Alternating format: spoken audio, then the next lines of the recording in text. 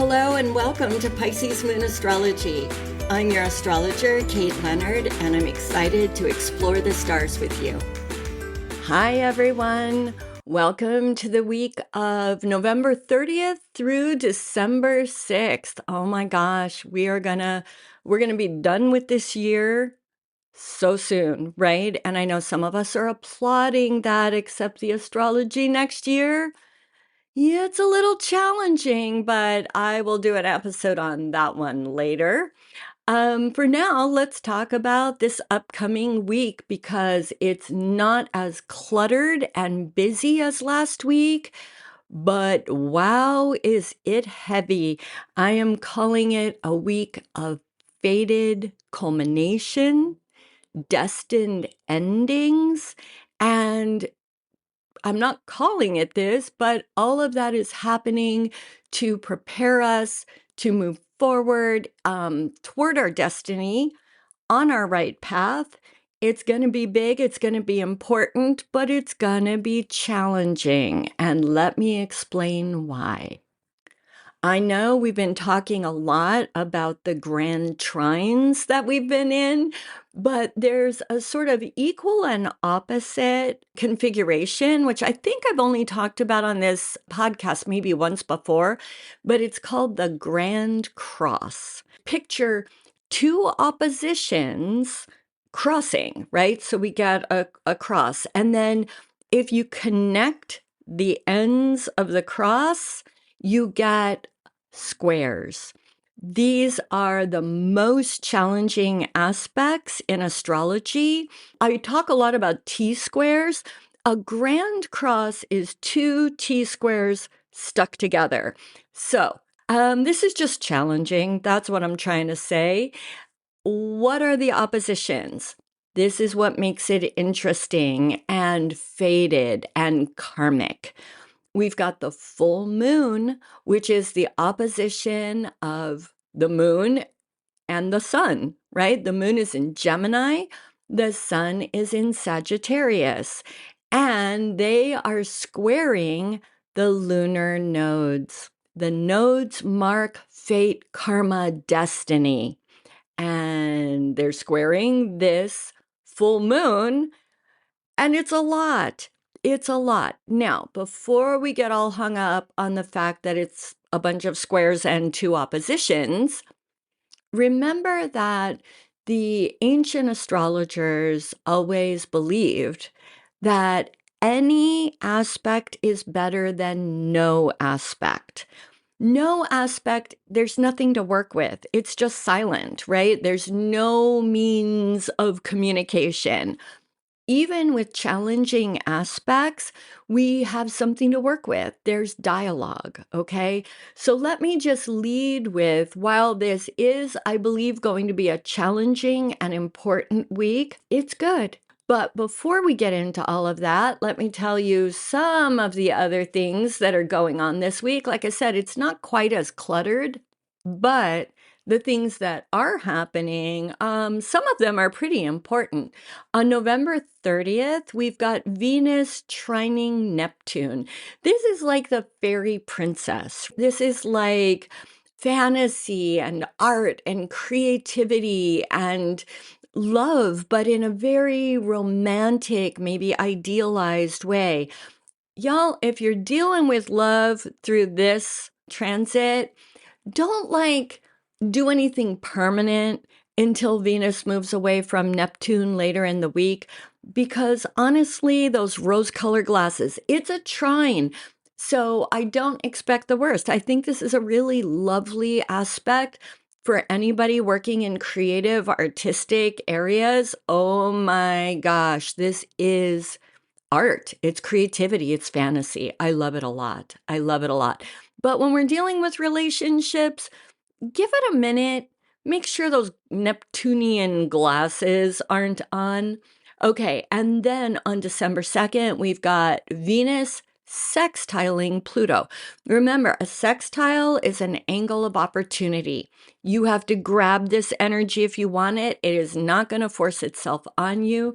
This is all things Venus. We are talking about love, relationships of all kind, money, luxury, beauty, women, art, all kinds of good stuff.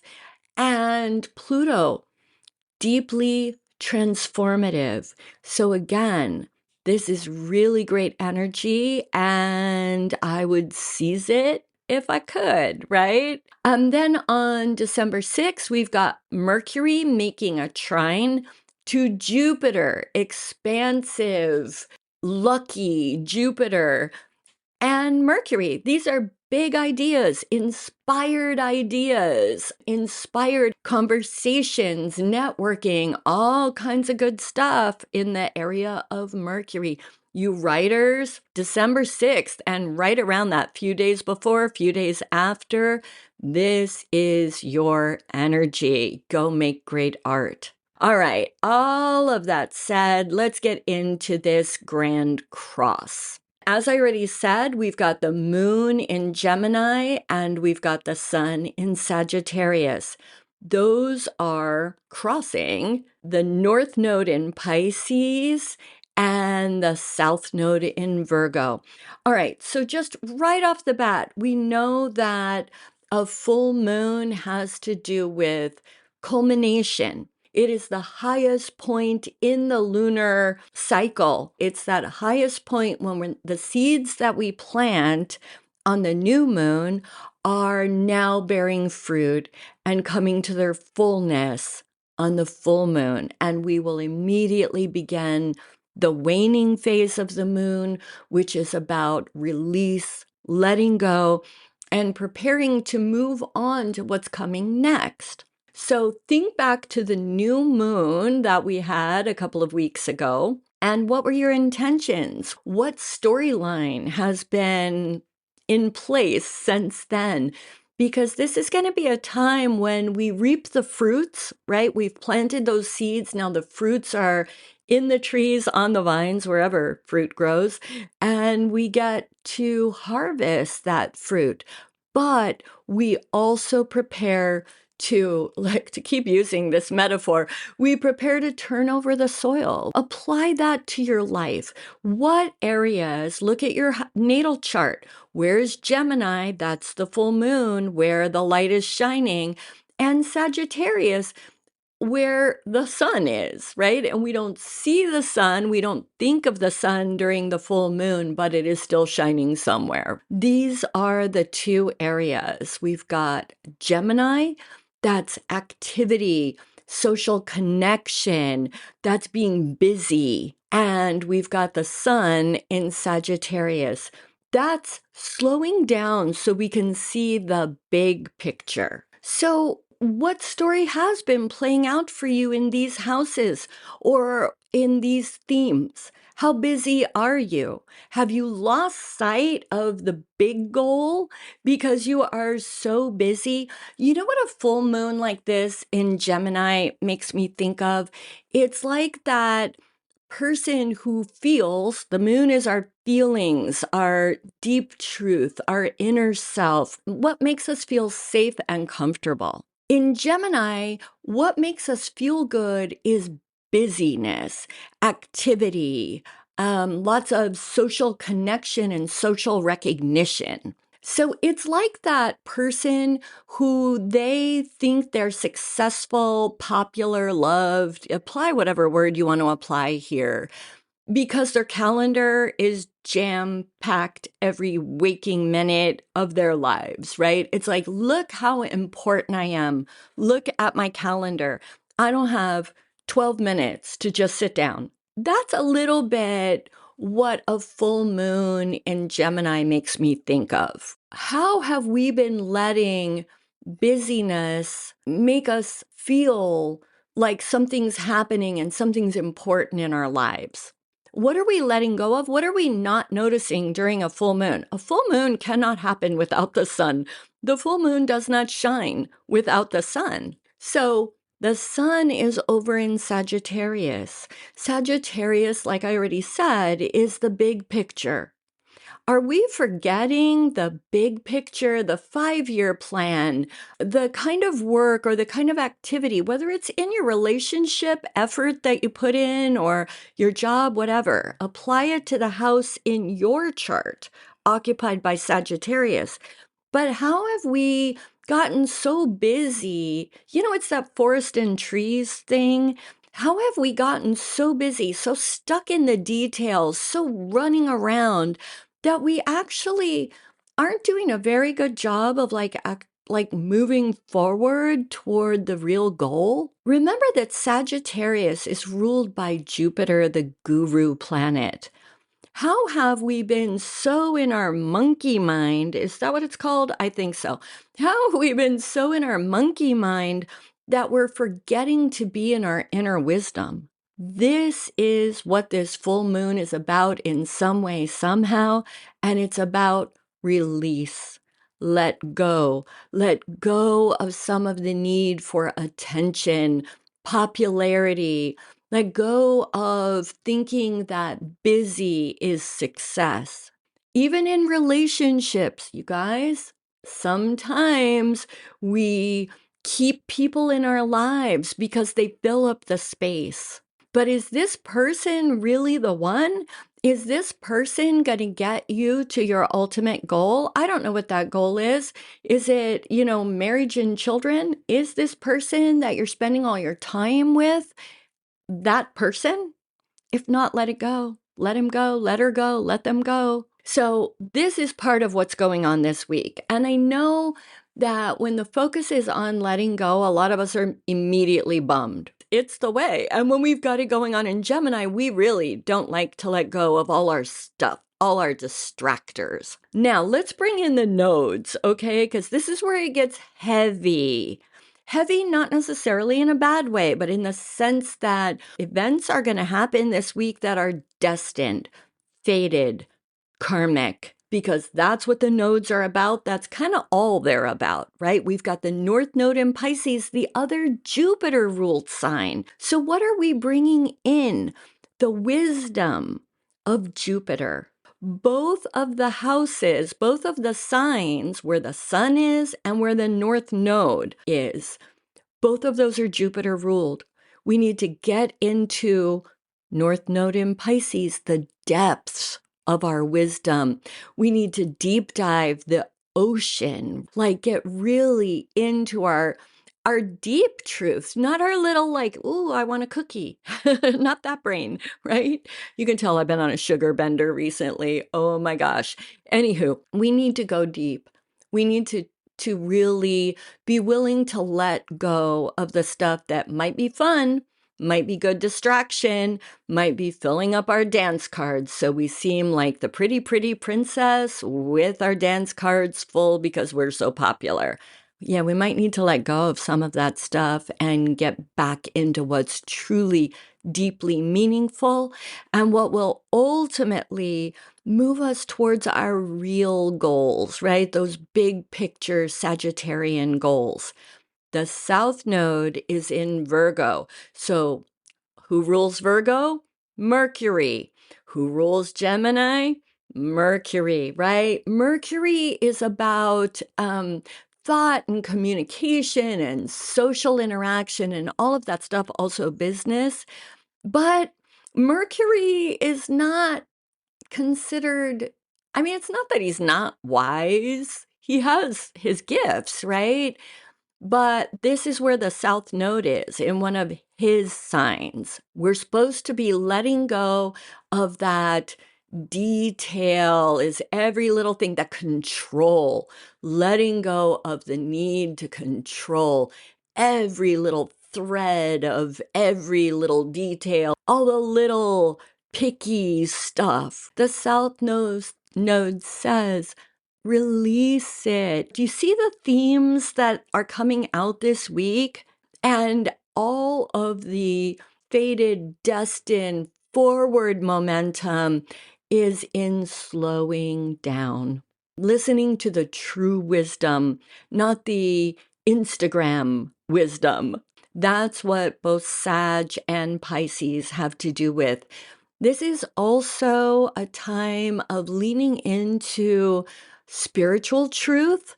Like I said, both Sag and Pisces are ruled by Jupiter. And the reason, we bring up spirituality in his signs, he's called the guru planet because of the kind of wisdom he brings.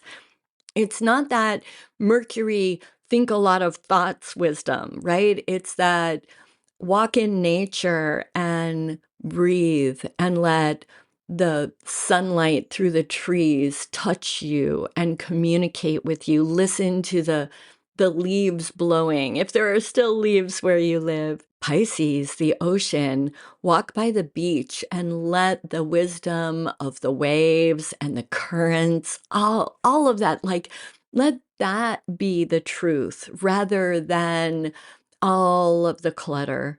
Does that make sense? Now, again, let's talk about this square and opposition thing.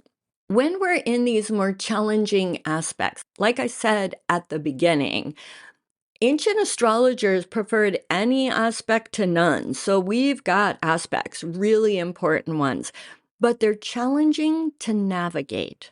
That's what these squares and oppositions tell us. It's not so easily done, what I'm saying here. Like, just go walk by the beach, turn off your phone for a minute. It's all good. No, because the moon, we've got feelings attached to all of this, right? So this won't be so easy. You could all get off the podcast right now and just like, I got this. I'm going to meditate for a few minutes. It's not going to be so easy. It's going to be fated. It's going to be big. And opportunity is going to present itself, almost like you can't escape it, really. But squares mean you have to be a little bit patient and you have to figure out the way, right? Let go of the irritation. Squares can be aggravating, right? Irritating. You have to breathe through that initial irritation and just open up to your wisdom. Oppositions are interesting because, of course, we all know what an opposition is. It's something opposing. We don't like that word. Don't oppose me. Remember that all of this energy is your energy, even if it's happening with family, with a lover, with your children, with an art project, even if you're butting heads with these other people, this is still your energy. And you can choose how you're going to deal with it. An opposition asks that we find middle ground. So let's say, let's say Sagittarius is your first house and Gemini is your seventh. They're in opposition, right? During the full moon. And it's sort of like me versus we. There's another person involved here. Yes, but it's all of our jobs to work toward compromise, toward finding the middle ground, the balance. So that's what we're doing. We don't let go of Gemini. Gemini is beautiful. It's the holidays. So do we all need to slow down? You know we do. Are we taking time for ourselves? Are we taking time for, say, a one-on-one with our partner, for some special time with our children? What house is Gemini for you? Are you taking some time there, but also setting limits and saying, yeah, but you don't get all my time? Right? How do we find that middle ground? We need to release something, but we don't release everything, right? So what's my big picture? I need to release the things that aren't supporting me getting to that goal. Sagittarius, the archer, the arrow flying to a goal. One other thing, I know I'm getting long here, but I want to give you one other thing. We always talk about the moon cycle, and I just have as being this monthly thing, right? We start with the new moon, it goes full, then it wanes, and next month we get a new moon, a new moon. But I want to remind you, it's a 6-month cycle to get us to this culmination. The real cycle is when we had the new moon in Gemini about 6 months ago, And now we've got the full moon in Gemini. So I want you all, this is your homework. I want you to think back to May 26th, 2025, this year. Yes, this year. May 26th. Around that time, a couple of weeks before, a couple of weeks after, what was getting launched, what was starting, and what storylines that relate to this big picture, little picture, all that kind of stuff. What storylines started back toward the end of May? Because that's going to be playing out this week. This is big, you guys. It's going to have its tension. It's going to have its frustration. But I think I don't think the nodes are involved. This is our destiny. This is our destiny, and it's going to be good. We're going to come out in a good place. Now, I'm sorry, I've gone on way too long, so I'm going to stop here. I'm going to say thank you for being here. Please like, share, do all of the stuff. I'm so grateful when you can help me out that way, and I'm just grateful for all of you. I really appreciate you. Happy holidays, happy holiday season, happy deep diving into this week. And yeah, that's all I got. Until next week, go out and seize the energies of the stars. This is my wish for you always, and I will catch you on the other end of this. All right, bye.